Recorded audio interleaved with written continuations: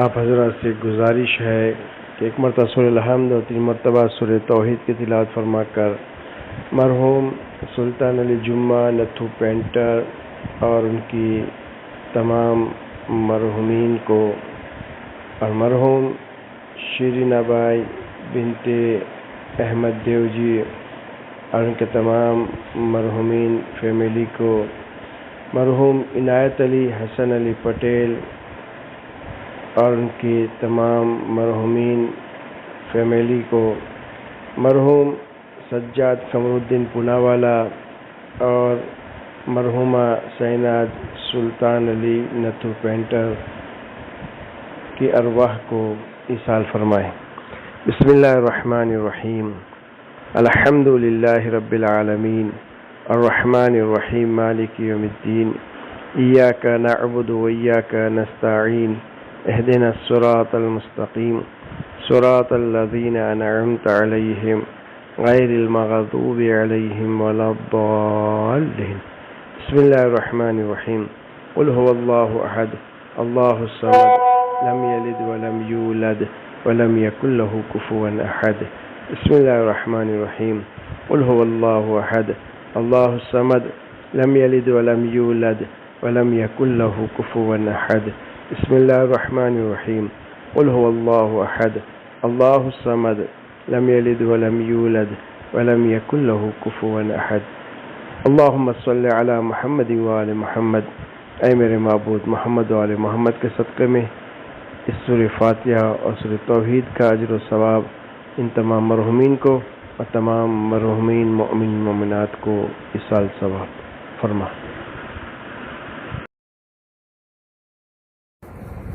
فاتحہ۔ بسم اللہ الرحمن الرحیم، الحمد للہ رب العالمین الرحمن الرحیم مالک یوم الدین، ایاک نعبد و ایاک نستعین، اہدنا الصراط المستقیم صراط الذین انعمت علیہم غیر المغضوب علیہم ولا الضالین۔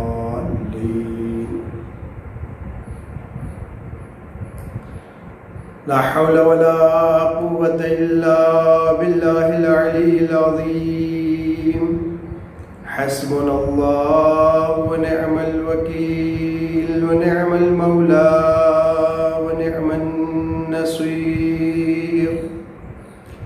اعوذ باللہ من الشیطان اللعین الرجیم، بسم اللہ الرحمن الرحیم،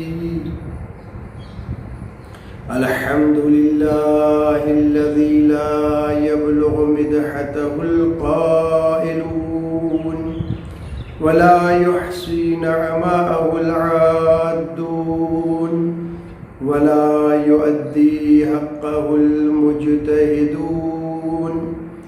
الذي لا يدركه بعد الهمم ولا يناله غوص الفتن، الذي ليس لصفته حد محدود ولا نعت موجود ولا أجل ممدود ولا وقت معدود، فطر الخلائق بقدرته ونشر الرياح برحمته وودد بالسحور ميدان أرضه، جلت وعظمت الصلاة والسلام على أشرف الأنبياء والمرسلين والشفيع المذنبين ورحمة للعالمين وخاتم النبيين،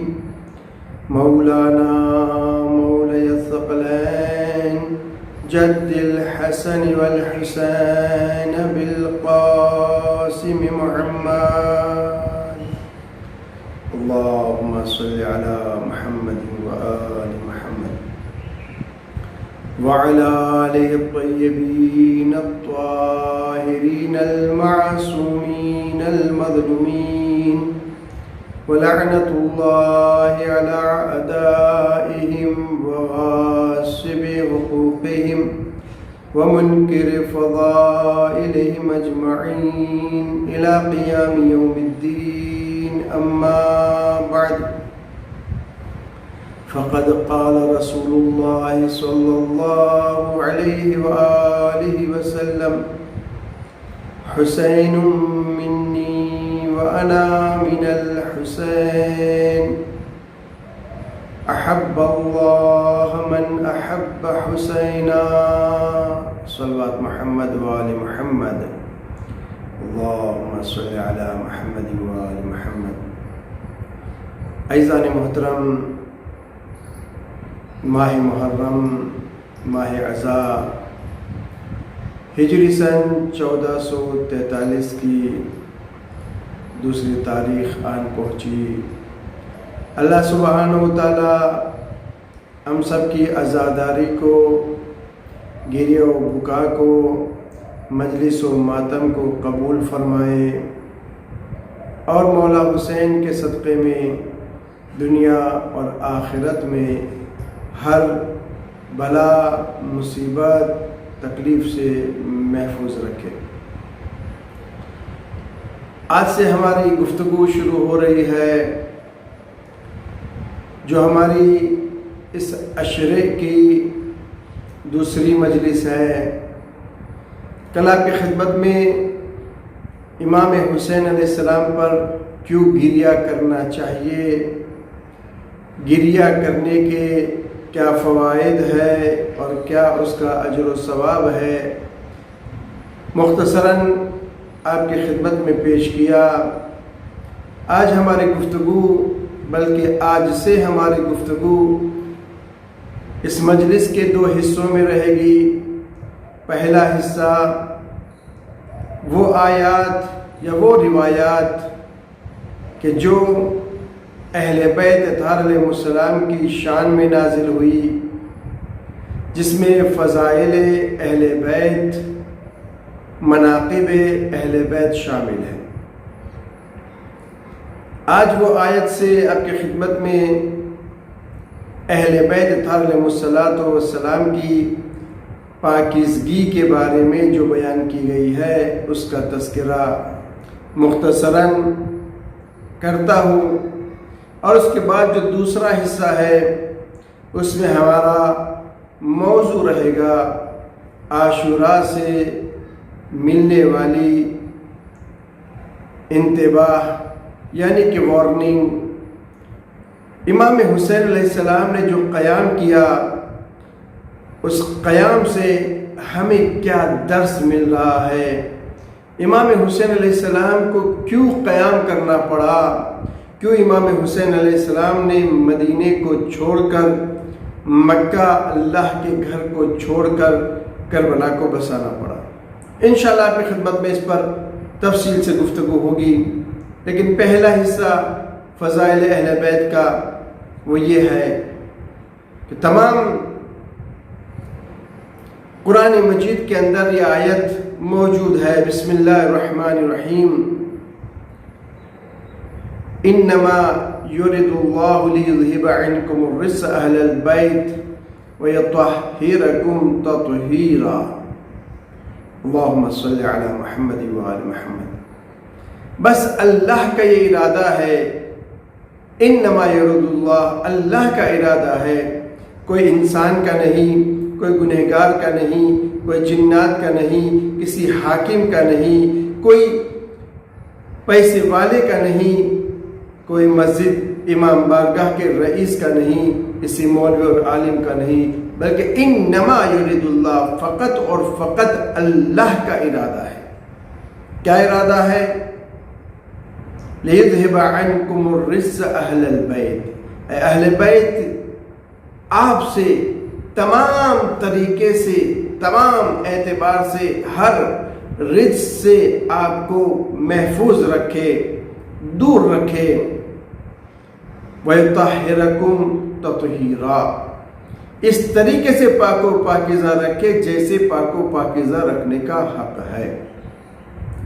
واقعاً اگر دیکھا جائے تو دنیا کے اندر ایسی ہستیاں کہ جو ہر اعتبار سے پاک و پاکیزہ ہو، عمل کے اعتبار سے، کردار کے اعتبار سے، ان کے زبان کے اعتبار سے، فکر و خیالات کے اعتبار سے اگر کوئی ہستی پاک و پاکیزہ اگر نظر آتی ہے تو وہ ہے محمد و آل محمد علیہ السلام ہے.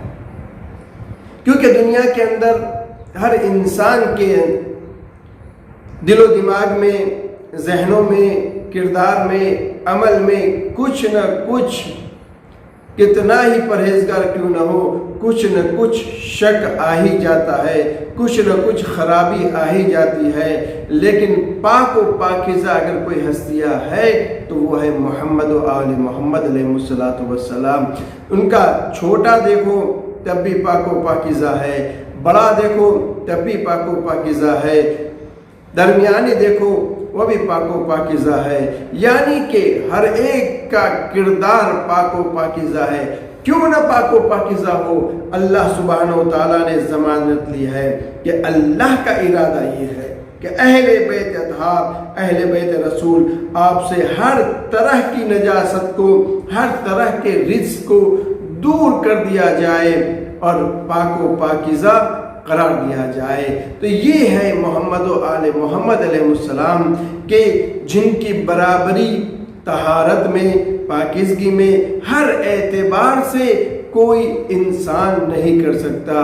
جب ان کی طہارت و پاکیزگی میں کوئی برابری نہیں کر سکتا ہے تو پھر ان کے مقابلے میں دوسرے صفات میں کون ہے کہ جو آ سکے؟ جب پاک و پاکیزہ یہی ہستیاں ہے تو پھر اللہ سبحانہ و تعالیٰ کی طرف سے یہی لوگ وہ ہوں گے کہ جو دین کو صحیح طریقے سے آگے بڑھا سکے. دین کو آگے بڑھانے کا حق بھی انہی کو ہے اور صحیح طریقے سے دین کو آگے بڑھانے والے یہی لوگ ہو سکتے ہیں. صلوات محمد و آل محمد. اللہم صلی علی محمد و آل محمد. اب ہم اپنی گفتگو کے دوسرے حصے کی طرف آئے کہ امام حسین علیہ السلام کے قیام سے کون سی نصیحتیں ملتی ہے، کیوں قیام فرمایا. امام حسین علیہ السلام نے اتنی مشقتیں اٹھائی، اتنی تکلیفیں اٹھائی جو ہم بار بار سنتے ہیں. آخر امام حسین علیہ السلام کی ان زندگی سے، یہ قیام امام حسین علیہ السلام سے ہمیں کیا درس ملتے ہیں، ہمیں کس چیز کی طرف توجہ کرنا چاہیے. ویسے اگر ہم دیکھیں تو امام حسین علیہ السلام ہو یا کوئی اور معصوم ہو، یہ 14 معصومین ایسے پاک و پاکیزہ ہے، ان کی زندگی ایسی باطہارت ہے کہ ہر ان کا لفظ، ہر جملہ، ہر قدم، ہر اشارہ جس سے اللہ سبحانہ و تعالیٰ راضی ہے، اللہ کی منشا اسی میں ہے اور ہر چیز کے اندر ہمیں درس ملتا ہے. چاہے اشارہ کرے تب بھی، چاہے اشارہ نہ کرے تب بھی، اگر وہ جملے بولے تب بھی ان سے ہمیں درس حاصل کرنا ہے اور اگر خاموش رہے تب بھی ہمارے لیے درس ہے. عزیزان محترم، تو امام حسین علیہ السلام نے جو یہ لوگوں کو چیتایا ہے کربلا میں آ کے، دین کے بارے میں، اسلام کے بارے میں، اللہ اور رسول کی باتوں کے بارے میں جو لوگوں کو بتایا ہے، آخر امام حسین علیہ السلام کو یہ لوگوں کو متنبہ کیوں کرنا پڑا؟ امام حسین علیہ السلام کربلا میں آ کے لوگوں کو کیوں جگا رہے ہیں؟ وہاں تو کوئی نہیں ہے، لوگوں کو متنبہ کر رہے ہیں، آگاہ کر رہے ہیں، وارننگ دے رہے ہیں کہ میں جو کر رہا ہوں وہ کیا ہے. قرآن مجید کے اندر اگر ہم نظر کریں تو ہمیں نظر آئے گا کہ قرآن مجید میں بھی الگ الگ جگہ پر لوگوں کو متنبہ کیا ہے، لوگوں کو جگایا ہے، لوگوں کو جھنجھوڑا ہے. سورہ رحمان دیکھیں، کئی مرتبہ سورہ رحمان کے اندر ارشاد ہو رہا ہے فَبِأَيِّ آلَاءِ رَبِّكُمَا تُكَذِّبَانِ. تم اللہ سبحانہ و تعالیٰ کی کون سی نعمتوں کو جھٹلاؤ گے؟ ایسا محترم، یہ کیا چیز ہے؟ یہ وہی چیز ہے کہ اللہ تمہیں جگا رہا ہے، متنبع کر رہا ہے۔ اگر تمہارے پاس ایک بھی نعمت ہے اور اللہ کا انکار کر رہے ہو تو یاد رکھنا، تم اللہ کی اگر ایک نعمت کو انکار کر رہے ہو تو ایک کے بعد دوسری ہے، دوسرے کے بعد تیسری ہے۔ کون کون سی نعمتیں جو اللہ نے دی اس کو تم جھٹلا سکتے ہو؟ اگر ایک کو جھٹلا بھی دو تو دوسری نعمتوں کو نہیں جھٹلا سکتے۔ یہ قرآن مجید کے اندر لوگوں کو متنبع کیا جا رہا ہے۔ پیغمبر اسلام کی زندگی میں دیکھیں، پیغمبر اسلام بھی اپنے آخری زندگی کے اندر بھی لوگوں کو متنبع کیا، یاد دلایا، جھنجھوڑا۔ کس بات میں جھنجھوڑا؟ لوگوں کو یہ بتایا کہ میں آپ کو خبردار کر رہا ہوں کہ میرے بعد لوگ، میری امت شہوت پرستی کے اندر گر جائے گی، یعنی اپنے نفس کی منمانی کرنے لگے گی، دنیا پرستی کے اندر بالکل اس طریقے سے ہو جائے گی دنیا پرستی میں کہ دین ان سے دور ہو جائے گا۔ شرک کے اندر لوگ اس طریقے سے داخل ہو جائیں گے کہ ان کو معلوم بھی نہیں ہوگا کہ ہم شرک کر رہے ہیں یا خدا کی عبادت کر رہے ہیں۔ لوگ گمراہی کے اندر پڑ جائیں گے، فتنہ و فساد۔ یہ پیغمبر اسلام اپنی آخری زندگی کے اندر لوگوں کو بار بار بتاتے گئے۔ آخر میں یہ بھی بتایا، مولا کائنات کو بلا کر بتایا، میں تمہارے بارے میں لوگوں جو میری امت ہے اس کے بارے میں ڈر رہا ہوں۔ امام علی علیہ السلام کو بتایا تو کہا کہ اے علی، میں دیکھ رہا ہوں کہ لوگ تم سے منہ پھیر رہے ہیں، تمہاری داڑھی خون سے رنگین ہوگی۔ امام علیہ السلام نے فرمایا میرا دین تو سلامت ہے۔ یعنی کہنے کا مطلب ہے قرآن نے بھی آگاہ کیا، پیغمبر اسلام نے بھی لوگوں کو خبردار کیا ہے، اسی طریقے سے مولا کائنات نے بھی نہج البلاغہ میں بار بار لوگوں کو متنبع کیا ہے اور بتایا ہے کہ دنیا پرستی سے پرہیز کرنا، کیونکہ دنیا جو ہے وہ انسان کو ضرر پہنچاتی ہے۔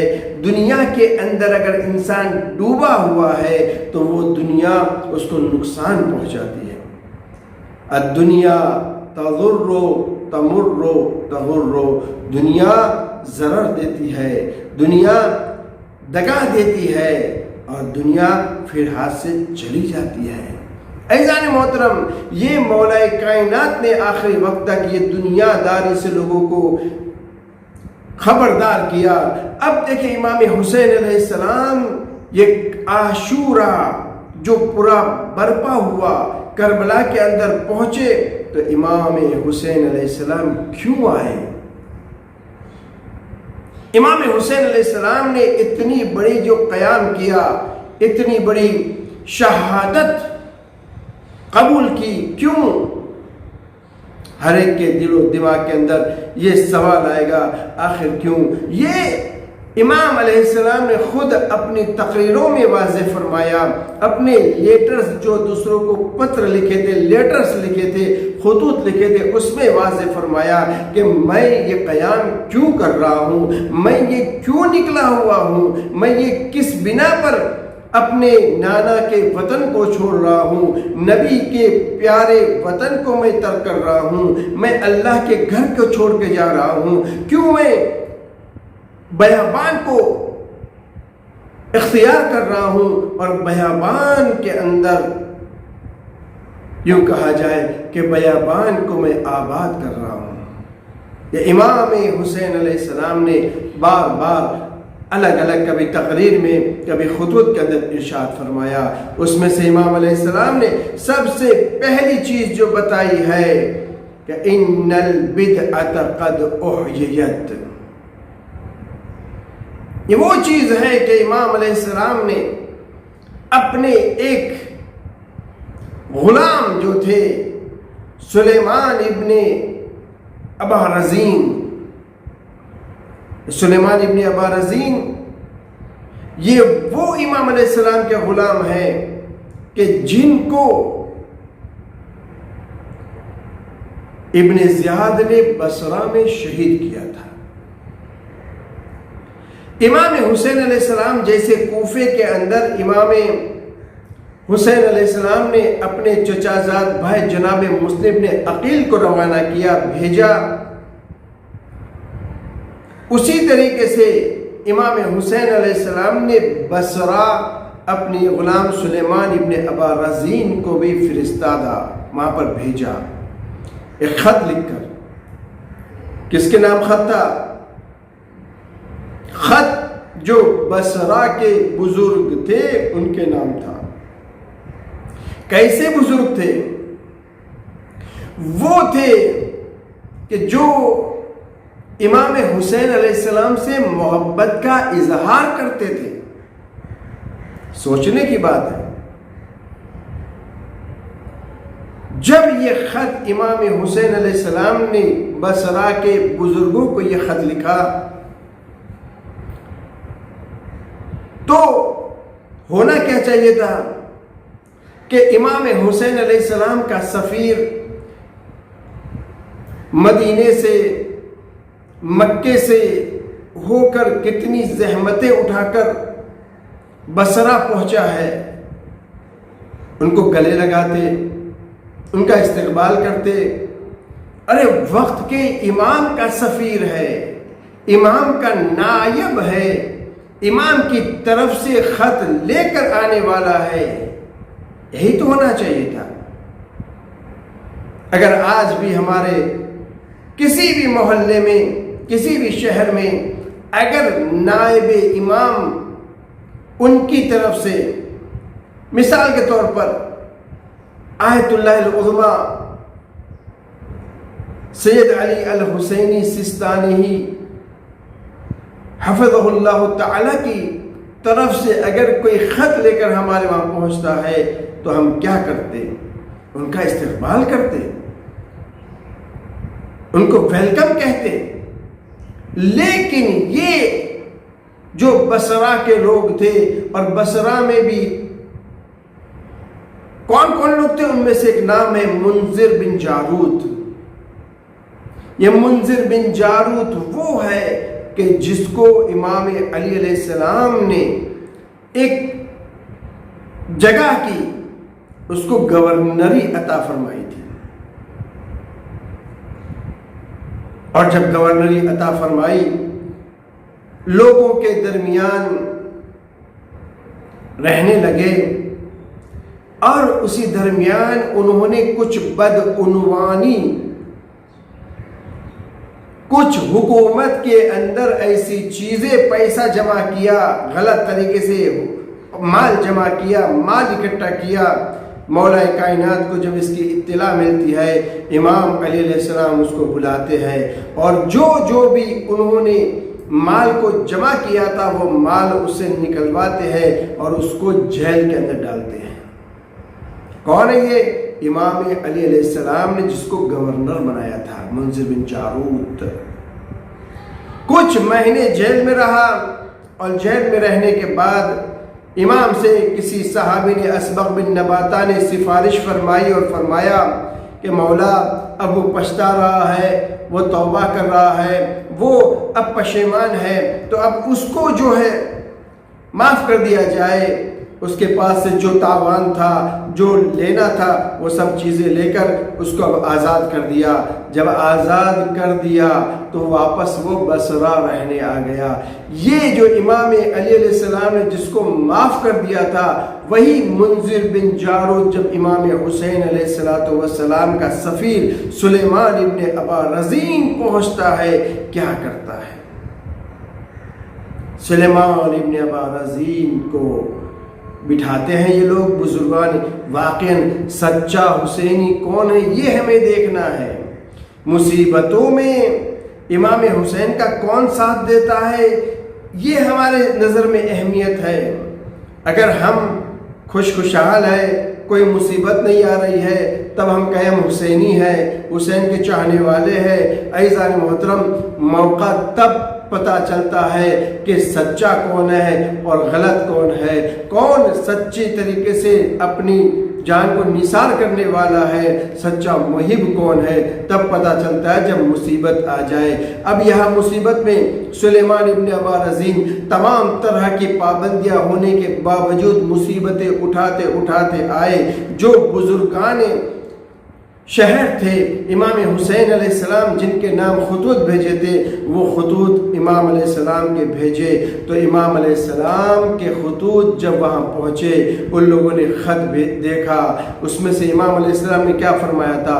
ان البدعۃ قد امیتت، بدعت، ان البدعۃ قد احیت، بدعت جو ہے وہ زندہ ہو گئی ہے۔ امام علیہ السلام جو قیام کی ہے وہ بدعت جو چاروں طرف پھیل رہی تھی، اس بدعت کو ختم کرنے کے لیے یہی چیز بتا رہے ہیں۔ لیکن میں بات کو مکمل کر دوں تاکہ آپ کے ذہن میں رہے کہ امام حسین علیہ السلام کے جو غلام سلیمان ابن ابا رزین تھے ان کے ساتھ کیا ہوا۔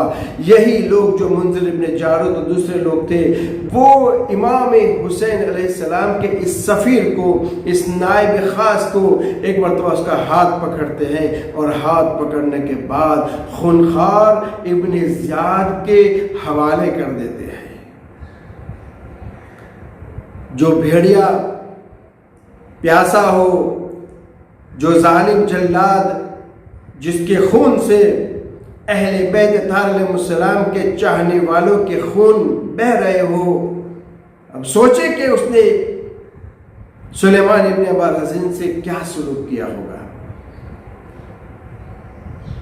عزیزان محترم، یہ سفیر امام حسین بصرہ میں جب ابن زیاد کے حوالے ہوئے تو ابن زیاد ملعون نے جو قدم اٹھایا ہے، ان کو باندھ دیا گیا چاروں طرف سے باندھ کر۔ اب اس کی جلاد فوج کو حکم دیا گیا کہ چاروں طرف سے تیروں کی برسات کی جائے۔ تیروں کی برسات ان کے جسم پر کی گئی اور سلیمان ابن ابا رزین شہید ہو گئے۔ یہ تاریخ ہے، یہ اتہاس ہے۔ تو امام حسین علیہ السلام نے کیوں بھیجا تھا؟ یہ پہلی وجہ یہ ہے، ان البدعۃ قد احیت والسنۃ قد امیتت، بدعت زندہ ہو گئی ہے۔ بدعت کہتے کسے ہیں؟ بدعت کا لفظی ترجمہ یہ ہے کسی چیز کو، نئی چیز کو بنانا، لیکن شرعی اعتبار سے بدعت کا مطلب یہ ہے کوئی انسان اپنی جیب سے، اپنی طرف سے، اپنے فکر سے کوئی چیز کو بنائے اور جو چیز شریعت میں نہیں ہے اس شریعت کے اندر داخل کر دے، یہ ہے بدعت۔ مثال کے طور پر تاریخ کے اندر جو ملتا ہے کہ جو امام حسین علیہ السلام نے کہا کہ بدعت زندہ ہو گئی، یہ کیا ہے؟ یزید نے کیا کیا تھا؟ یزید نے حلال کو حرام اور حرام کو حلال سمجھتا تھا، سمجھتا ہی نہیں تھا بلکہ وہ دین کے اندر یہ حرام کو حلال پیش کرتا تھا۔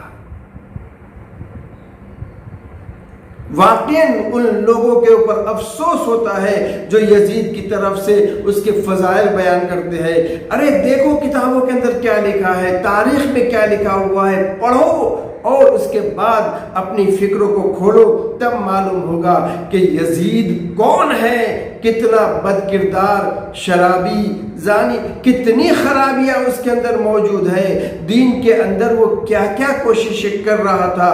وہ تو امام حسین علیہ السلام تھے کہ قیام فرمایا، اور قیام کرنے کے بعد یہ دین میں جو تغیر لانا چاہتا تھا، امام حسین علیہ السلام نے قربانی پیش کر کے یزید کے چراغ کو بجھا دیا۔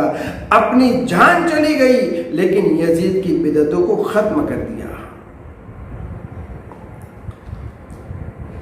بدعت کیا کیا کی؟ کسی کے اندر طاقت نہیں تھی کہ نیکی کا حکم دے لوگوں کو۔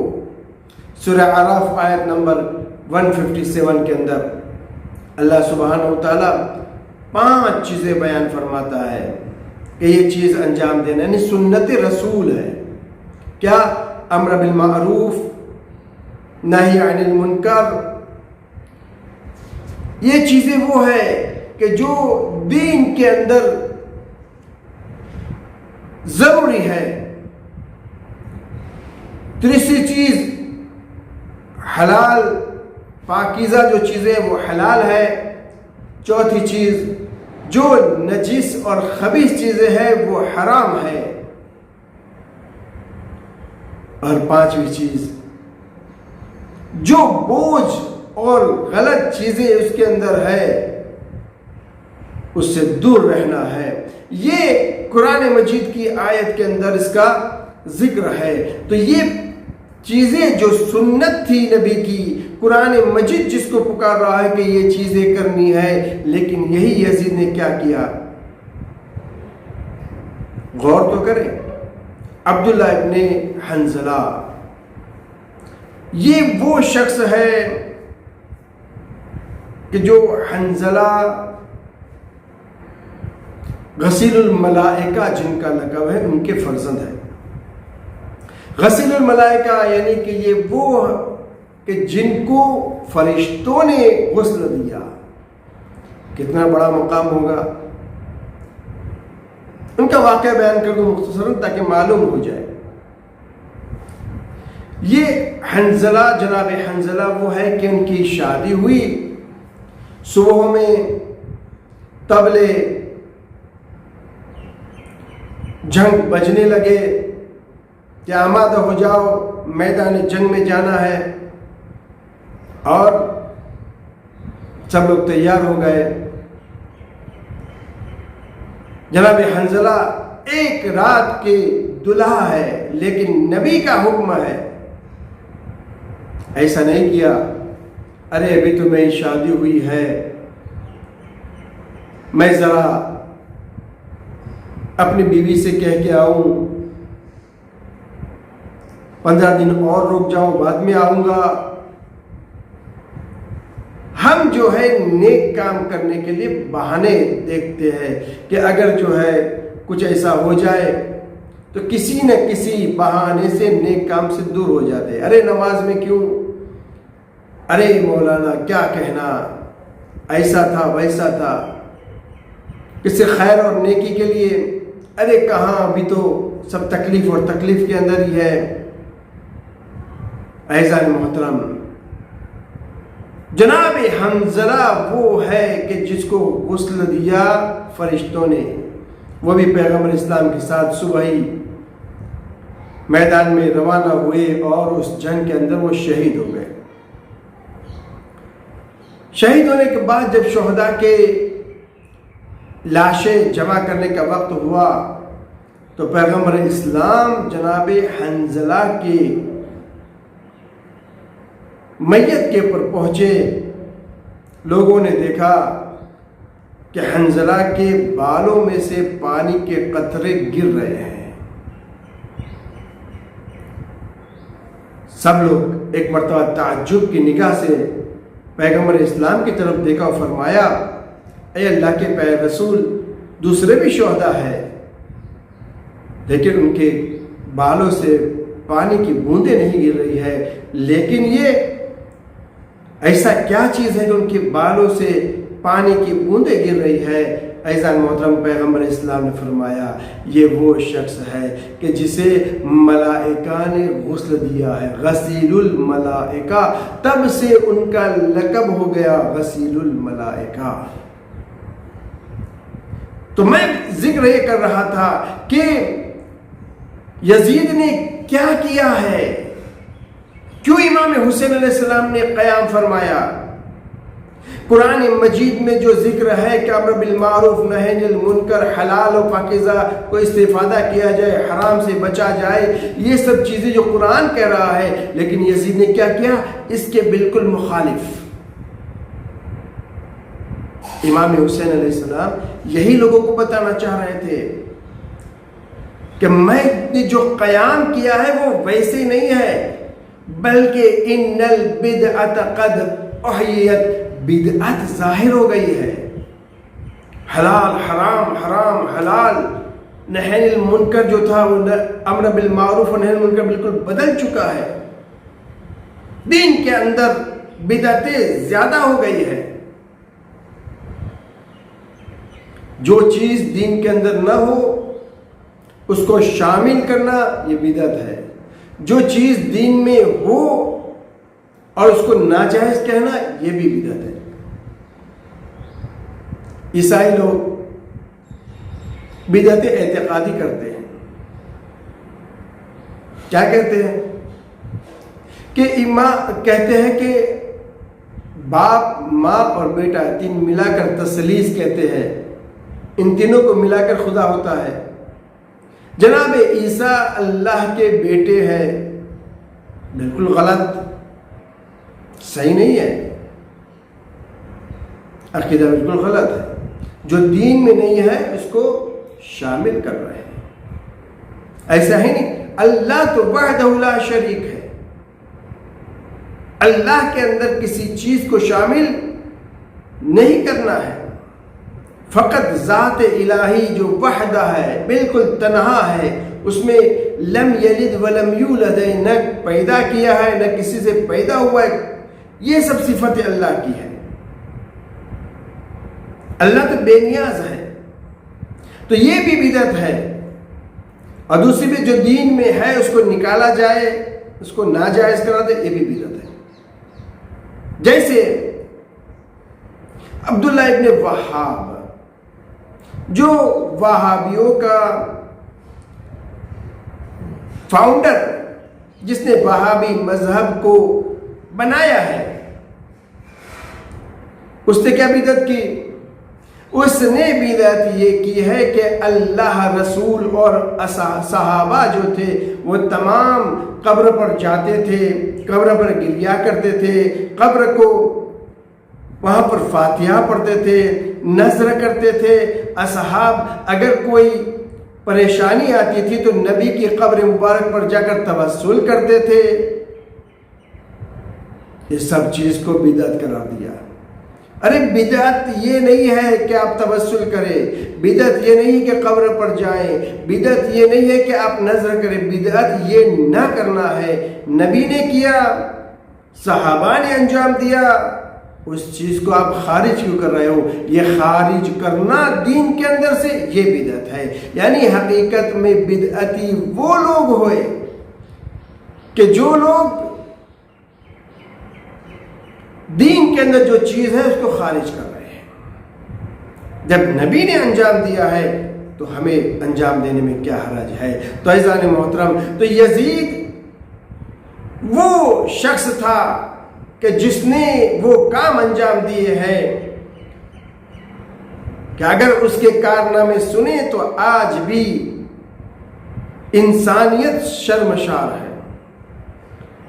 تو آپ کی خدمت میں عرض کر رہا تھا کہ عبداللہ ابن حنظلہ غسیل الملائکہ کے فرزند عبداللہ ایک مرتبہ شام جاتے ہیں اور شام سے آنے کے بعد کچھ دن وہاں رکتے ہیں. شام میں یزید ملعون کے محل میں رکتے ہیں اور محل میں رکنے کے بعد جب وہاں سے واپس مدینہ پہنچتے ہیں، مدینے والے سب جمع ہو گئے کہ آپ شام سے آئے ہیں، آپ وہاں سے آئے جہاں یزید رہتا ہے، جہاں حاکم رہتا ہے، بتائیے وہاں کے حالات کیا ہیں. غور کریں وہ لوگ کہ جو یزید کے فضائل بیان کرتے ہیں، جو یزید کی شان میں بڑی بڑی فضیلتیں لکھتے ہیں. غور کرے، فکر کرے کہاں جا رہے ہیں وہ لوگ. صحابی رسول کا فرزند کیا کہہ رہا ہے؟ کہا کہ میں وہ دیکھ کر آیا ہوں شام کے اندر یزید کے محل میں، اگر جو آسمان سے پتھروں کی بارش بھی ہو جائے تب بھی ہمارے اوپر یہ عذاب کم ہے. یعنی ہم حق رکھتے ہیں کہ ہم پر پتھروں کی بارش ہو جائے. لوگ سنتے رہے. پھر فرمایا اگر ہم رات کو سو جائیں اور رات کو سب ایک ساتھ مر جائے، یعنی ایسا عذاب خدا آئے کہ سب ایک ساتھ مر جائے، تب بھی ہمارے لیے یہ عذاب کم ہے، یعنی حق ہے کہ ہم ایک ساتھ مر جائیں۔ لوگ تعجب سے نگاہ بڑی کر کر کے آنکھیں کھول کر ان کی طرف دیکھ رہے تھے اور کہہ رہے تھے آپ کیا بیان کر رہے ہیں؟ کہا کہ ہاں تم جانتے ہو کہ تمہارا امیر کون ہے؟ میں تمہارے امیر کے وہاں، خلیفہ کے وہاں میں مہمان تھا، اور میں نے دیکھا کہ امیر جو ہے تمہارا یزید وہ نشے کی حالت کے اندر نماز پڑھتا ہے۔ کتنا بڑا گناہ نشے کی حالت میں نماز۔ اس کے بعد ارشاد فرمایا عبداللہ ابن حنظلہ صحابی رسول کے فرزند نے کہ دن اور رات جب بھی دیکھو یزید مست رہتا ہے، شراب کے اندر ڈوبا رہتا ہے، شراب ہمیشہ اس کے ذہن میں رہتی ہے۔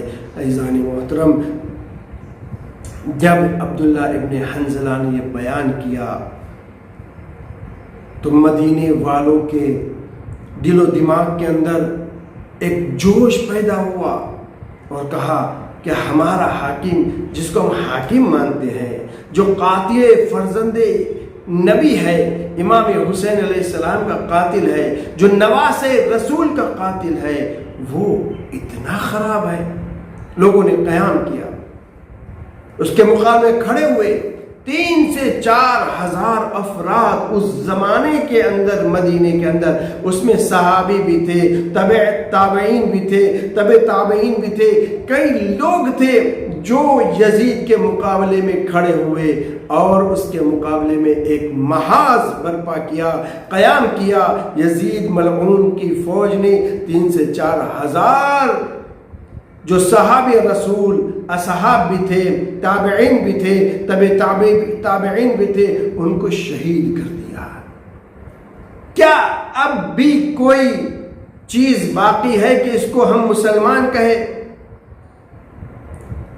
مسلمان تو دور کی بات ہے، بلکہ اس کی ایسی صفت ہے کہ اس کو ہم انسان بھی نہیں کہہ سکتے، اس کو ہم انسان بھی نہیں کہہ سکتے۔ ہاں دوستو اور عزیزو، اگر یزید کے کارناموں کی طرف نظر کرے تو ہمیں معلوم ہوگا، اور وہ لوگ، ان کو دعوت فکر دے رہا ہوں، یہ مجلس سن رہے ہیں، جو مجلس انسان کو بیدار کرتی ہے، یہ بیدار کرنے والی ہے۔ خود آج کا زمانہ کتابوں سے بھرا پڑا ہے، سوشل میڈیا میں کتابیں موجود ہے، جو حق اور انصاف کے ساتھ جو لکھ رہے ہیں ان کی کتابیں پڑھیں، تب آپ کو معلوم ہوگا کہ ہم کس کی فضیلت لکھ رہے ہیں، کس کی فضیلت بیان کر رہے ہیں، کہ جو شرابی تھا، جو قاتل تھا، جس کی نظر میں ماں بہنیں اور عورتیں اور بیویاں سب برابر تھی، جس کا ایمان اور اعتقاد یہ کہتا تھا کہ ہمارے پاس جو حکومت آئی ہے یہ بنی ہاشم کا ایک کھیل تھی، نہ تو کوئی وحی آئی، نہ تو کوئی خبر پہنچی۔ یعنی اللہ کا انکار، رسول کا انکار، کہ اب بھی وہ مسلمان ہو سکتا ہے؟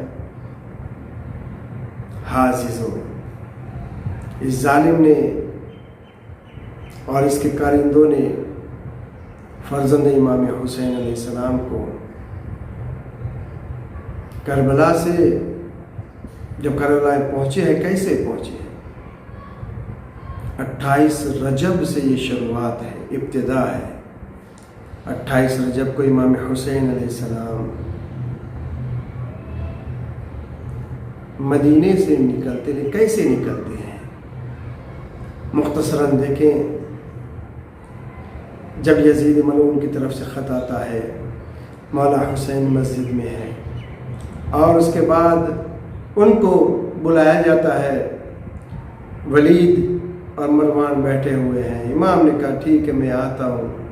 جب پہنچے ولید نے خط سنایا، امام حسین علیہ السلام نے سنا، کلمہ استرجاع پڑھا جو اخلاقاً کہا جائے وہ جملے ادا کیے،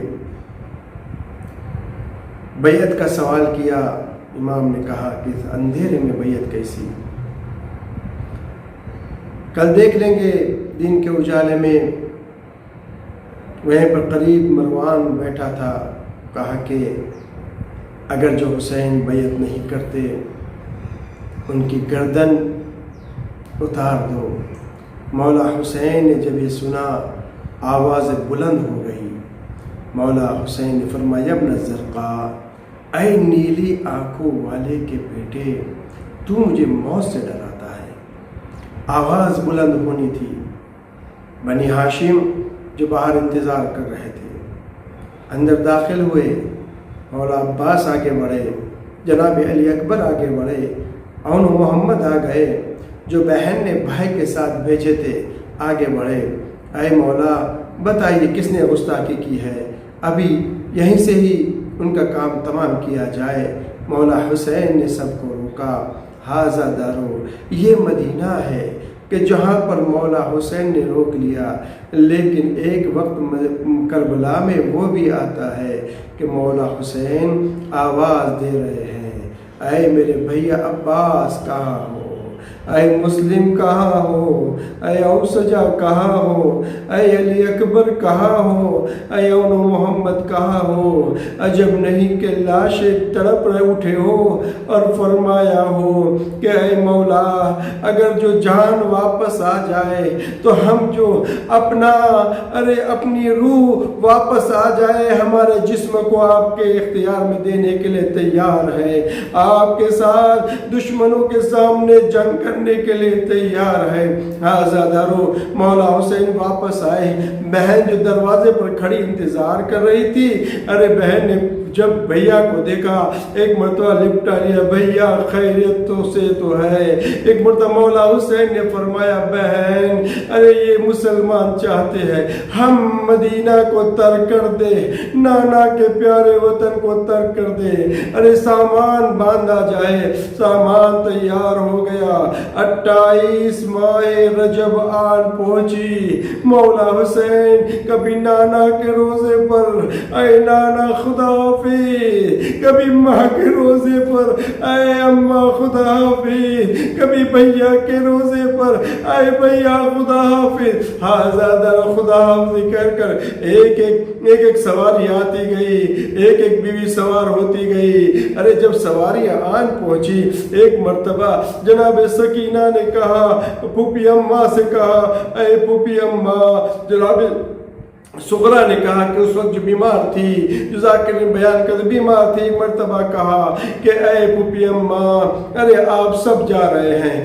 بہن سکینہ بھی جا رہی ہے، بھیا علی اصغر کو بھی لیے جا رہے ہو لیکن مجھے نہیں لے جا رہے ہو، ارے بابا سے کہہ دیجئے، فقط ایک التجا کر دیجئے کہ مجھے بھی ساتھ میں لے چلیں۔ جناب زینب نے ایک مرتبہ بیمار صغرا کا ہاتھ پکڑا اور کہا اے بیٹی چل میں تیرے بابا سے سفارش کرتی ہوں۔ کہا جناب زینب نے فوراً کہا بھیا ایک کام ہے۔ جناب مولا حسین نے دیکھا ارے ساتھ میں صغرا ہے، کہا کہ اے بہن زینب آپ کی ہر سفارش قبول کر لی جائے گی، لیکن صغرا کی سفارش کہ ان کو اپنے ساتھ میں لے لیا جائے وہ قبول نہیں کی جائے گی۔ ارے صغرا بےتاب ہو گئی۔ آزادارو نہیں معلوم جناب صغرا نے کیسے سنا۔ ایک مرتبہ ذاکرین بیان کرتے ہیں کہ کربلا میں ارے امام علی علیہ السلام کا چہرہ، امام مولا عباس تھے، ارے مولا حسین علیہ السلام موجود تھے، خود جناب علی جناب قاسم امام حسن علیہ السلام کی شبیہ تھے، ارے نبی کی شبیہ خود جناب علی اکبر تھے، عزادارو جناب فاطمہ کی شبی جناب صغرا تھی، مولا حسین نہیں چاہتے تھے ارے کربلا سے کوفہ، کوفہ سے شام، دیار بدیار ماں کی شبی کو پھرایا جائے۔ الا لعنت اللہ علی القوم الظالمین، سيعلم الذين ظلموا انقلبون إنا لله وإنا إليه راجعون۔ الہی بحق زہرا و ابیہا و بعلہا و بنیہا، الہی بحق زہرا و ابیہا و بعلہا و بنیہا، اے میرے اللہ، اے میرے اللہ، اے میرے اللہ، ہماری اس مختصر مجلس قبول فرما، ہمارے گناہان کبیرہ صغیرہ معاف فرما، جو حاضرین سن رہے میرے اللہ ان تمام کی دلی حاجتیں پوری فرما، اے میرے اللہ ہماری تمام عبادتیں قبول فرما، اے میرے اللہ حق کو ظاہر کرنے کی، پہچاننے کی توفیق نصیب فرما، اے خدا محمد و آل محمد کے صدقے میں تمام جہاں جہاں بھی محبان اہل بیت سب کی حفاظت فرما، اے خدا، اے خدا، اے خدا، دنیا اور آخرت کی تمام خوبیاں عنایت فرما، تمام پریشانیوں سے محفوظ فرما۔ وقت کے امام زمانہ حضرت مہدی عجل اللہ تعالیٰ فرجہ شریف کے ظہور میں تعجیل فرما، ان کے انصار میں شمار فرما، ربنا تقبل منا انک انت السمیع العلیم۔ آپ حضرات سے گزارش ہے کہ ایک مرتبہ سورہ الحمد اور 3 مرتبہ سورہ توحید کی تلاوت فرما کر مرحوم سلطان علی جمعہ نتھو پینٹر اور ان کی تمام مرحومین کو، اور مرحوم شیرین آبائی بنت احمد دیوجی اور ان کے تمام مرحومین فیملی کو، مرحوم عنایت علی حسن علی پٹیل اور ان کی تمام مرحومین فیملی کو، مرحوم سجاد قمر الدین پوناوالا اور مرحومہ سیناد سلطان علی نتھو پینٹر کی ارواح کو ایصال فرمائے۔ بسم اللہ الرحمن الرحیم، الحمد للہ رب العالمین، الرحمن الرحیم، مالک یوم الدین، ایاک نعبد و ایاک نستعین، اہدنا الصراط المستقیم، صراط الذین انعمت علیہم غیر المغضوب علیہم ولا الضالین۔ بسم اللہ الرحمن الرحیم، قل هو اللہ احد اللہ الصمد لم یلد ولم یولد ولم یکن له کفوا احد۔ بسم اللہ الرحمن الرحیم، قل هو اللہ احد اللہ الصمد لم یلد ولم یولد ولم یکن له کفوا احد۔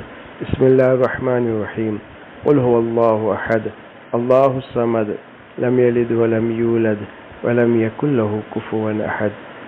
اللہم صلی علی محمد وآل محمد، اے میرے معبود محمد و آل محمد کے صدقے میں اس سورہ فاتحہ اور سورہ توحید کا اجر و ثواب ان تمام مرحومین کو اور تمام مرحومین مؤمن مومنات کو ایصال ثواب فرما۔